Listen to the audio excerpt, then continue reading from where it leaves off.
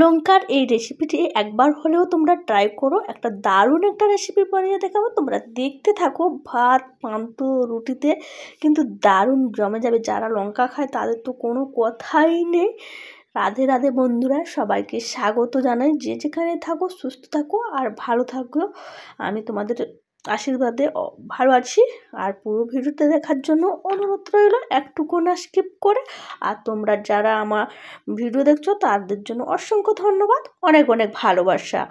আর আমি এখানে লঙ্কা নিয়েছি, লঙ্কাগুলোকে একটা প্লেটের মধ্যে ঢেলে নেব। ঢেলে আমি ওই যে লঙ্কার বোখাগুলো আছে সব ভেঙে দেবো।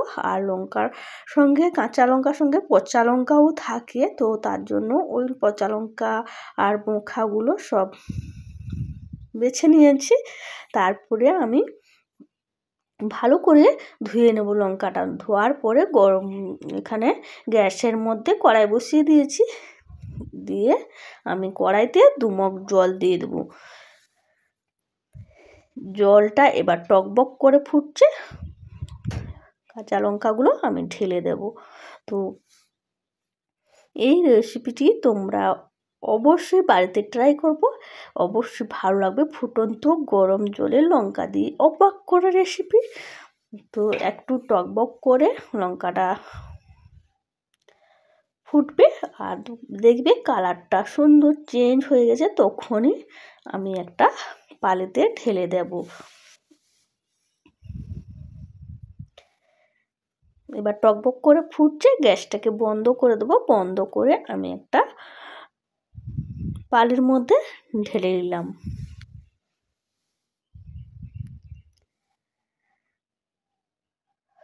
ঢেলে ঠান্ডা হয়ে গেছে। এবার আমি লঙ্কাগুলোকে পনিকে কাটি। তোমরা চাইলে ছুরি চাকুতেও কাটতে পারো, কিন্তু আমি এখানে খুব আস্তে সুস্তে মানে 2 ভাগ করে নিয়ে কেটে নিয়েছি। আর লঙ্কাগুলো এতটাই নরম হয়নি, মানে কিছু কালার চেঞ্জ হয়ে গেছে, একদম সিদ্ধ করা যাবে না তা।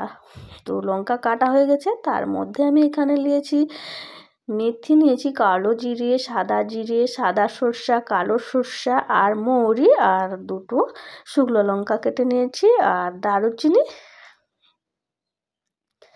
সব মশলাগুলো আমি ভেজে নেব। প্রথমেই আমি শুকনো কড়াইতে লঙ্কা আর তোমার দারুচিনিটাকে হালকা নেড়ে নিলাম। তারপরে সব মশলাগুলোই আমি দিয়ে দিলাম। তারপরে একটু নাড়তে নাড়তে একটু মানে মশলাগুলো ফুটপাট করছে, আমি সেই অবস্থায় গ্যাসটাকে বন্ধ করে আবারও নেড়ে নেব। আর মশলাগুলো ভাজা হয়ে গেছে আর সুন্দর একটা সেন্ট এসেছে, তো দারুণ। তার মধ্যে আমি প্লেটে ঢেলে দিলাম। ঠান্ডা করে নেব লঙ্কা আর 5 ফোড়নগুলো, ততক্ষণে ঠান্ডা হয়ে যাবে। আর লঙ্কাগুলো কেটে সুন্দর করে আমি নিয়ে চলে এসেছি। আর ওই ভেজে রাখা মশলাগুলো গ্রাইন্ডারের মধ্যে ভরে আমি গুঁড়ো করে নেব। তারপরে আমি এখানে 2টো পাতিলেবু নিয়েছি। পাতিলেবুগুলোকে আমি কেটে নেব। তো কেটে একটা জামের মধ্যে রেখে দেব। তারপরে ওই যে শিরাটা আছে এক সাইড দিয়ে কেটে হবে। আর পাতিলেবুর বীজটা থাকে, বীজটাকেও বেছে নিতে হবে।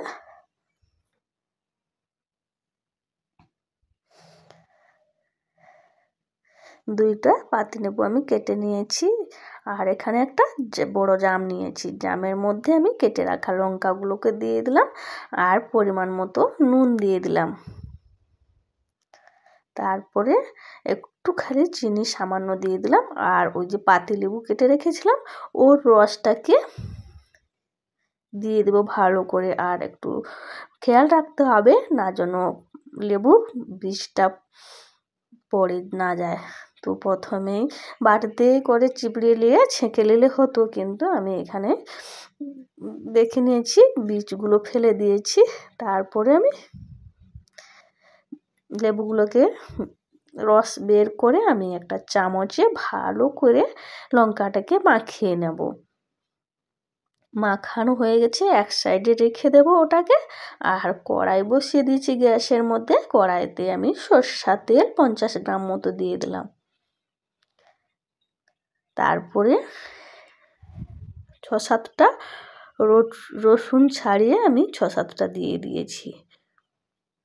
আর রসুনটা দিলে কিন্তু তোমরা যারা নিরামিষও খাও অবশ্যই রসুনটা স্কিপ করে দেবে।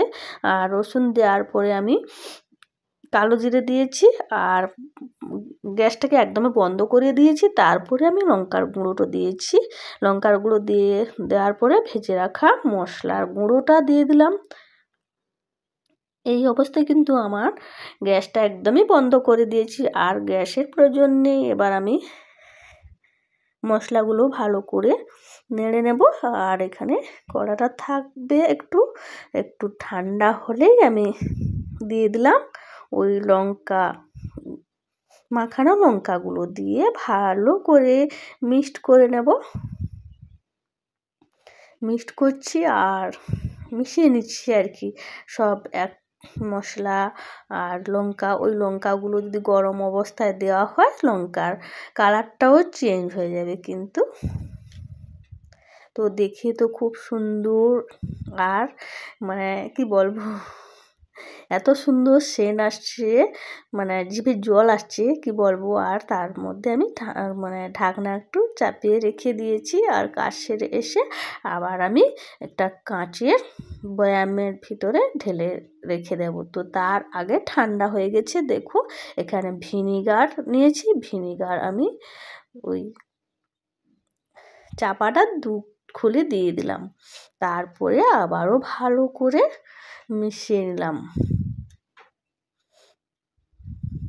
আর এইভাবে লঙ্কার আচার করলে কিন্তু অনেক দিন পর্যন্ত টাটকা থাকবে বা সুন্দর থাকবে, এরকমই থাকবে। তারপরে আমি একটা কাঁচের বয়াম নিয়েছি, কাঁচের জারের ভেতরে আমি এবার রেখে দেব। ঠান্ডাও হয়ে গেছে, ভরে রেখে দিলে কিন্তু মুড়ি খাবার সময়, ভাতের সময়, রুটির সময় বা যারা নিরামিষ মলা মুড়িতে দিলে কিন্তু মানে মাখা, যে আলু মাখা হয়, বেগুন মাখা, নিরামিষ অনেক সময় ভাতে দিয়ে খাই। তো এই মশলা আর লঙ্কাটা দিয়ে খেলে কিন্তু দুর্দান্ত লাগবে। আর ওই লঙ্কাটা মুড়ি দিয়ে খেলে আর কিচ্ছু লাগবে না। অনেকে এই রুটির সঙ্গে লঙ্কা খায়। আর তোমরা চাইলে কিন্তু এখানে ঝাল লঙ্কাটা নেবে। আমি এখানে মানে সবুজ লঙ্কাটা নিয়েছি, ঝাল কম হয় যাতে, আমরা কম ঝাল খাই বলে কম ঝালটা নিয়েছি। তো আমার দুটো জার হয়েছে। তোমাদের ভিডিওটি কেমন লাগলো অবশ্যই লাইক শেয়ার সাবস্ক্রাইব করো।